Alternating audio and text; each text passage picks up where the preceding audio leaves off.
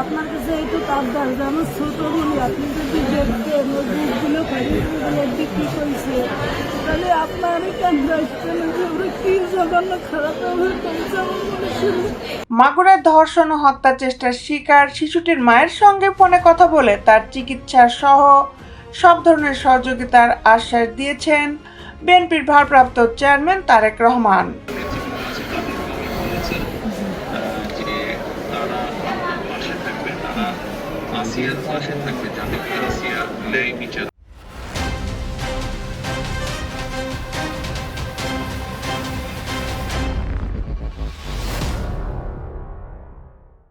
বিস্তারিত নিয়ে আপনাদের সাথে আছি আমি শামীমা সুলতানা।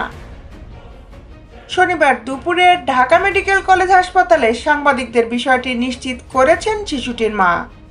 তিনি বলেন, তারেক রহমানের সঙ্গে ফোনে কথা হয়েছে তার। তিনি আমাদের সব দায় দায়িত্ব নিয়েছেন। আমরা চেষ্টা করব যতটুকু সম্ভব আমরা চেষ্টা করব যাতে দেশের আইন অনুযায়ী আপনারা যাতে সঠিক বিচার আমাদের পাশে থেকে সব ধরনের সহযোগিতা করার আশ্বাস দিয়েছেন এবং সহযোগিতা করছেন।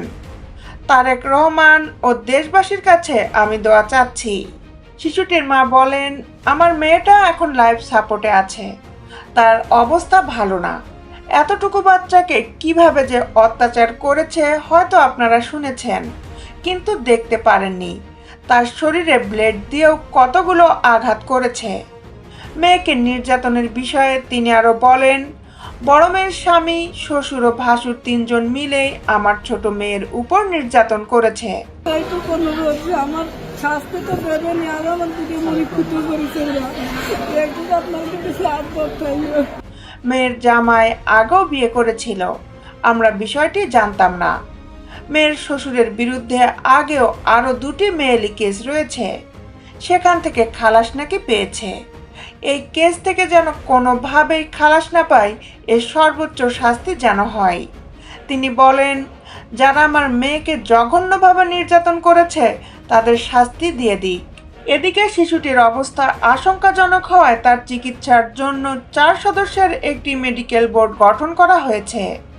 দুপুরে গণমাধ্যমকে এ তথ্য জানিয়েছেন ঢাকা মেডিকেল কলেজ হাসপাতালের পরিচালক ব্রিগেডিয়ার জেনারেল মোহাম্মদ আসাদুজ্জামান। তিনি জানান, মাগুরার ধর্ষণের শিকার শিশুটির অবস্থা খুবই সংকটাপন্ন। ঢাকা মেডিকেল কলেজ হাসপাতালে লাইফ সাপোর্টে রেখে তাকে সার্বক্ষণিক পর্যবেক্ষণ করছে চিকিৎসকেরা। ঢামেক হাসপাতালের পরিচালক জানান, শিশুটির গলার আঘাতটি বেশি গুরুতর, এছাড়া যৌনাঙ্গে ক্ষত রয়েছে। শিশুটির পরিবার সূত্রে জানা গেছে, কয়েকদিন আগে মাগুরায় বোনের বাড়িতে বেড়াতে গিয়েছিল শিশুটি। সেখানে বৃহস্পতিবার রাতে তার বোনের বাড়িতে পাশবিক নির্যাতনের শিকার হয় সে। অচেতন অবস্থায় তাকে উদ্ধার করে প্রথমে মাগুরা জেনারেল হাসপাতালে ভর্তি করা হয়, পরে নেওয়া হয় ফরিদপুর মেডিকেলে।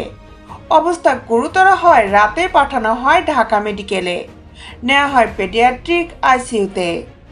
এই ঘটনায় বোনের অভিযুক্ত শ্বশুর হিটু শেখের পর গ্রেপ্তার করা হয়েছে দুলাভাই সজীব শেখকেও। শিশুটির গলার দাগ ও ধর্ষকের আলামত পাওয়া গেছে জানিয়ে পুলিশ বলছে, বাকিদের ধরতেও কঠোর অবস্থানে আছেন তারা। দেশ বিদেশের আপডেট নিউজ পেতে আমাদের সাথেই থাকুন। Justice television, Dhaka.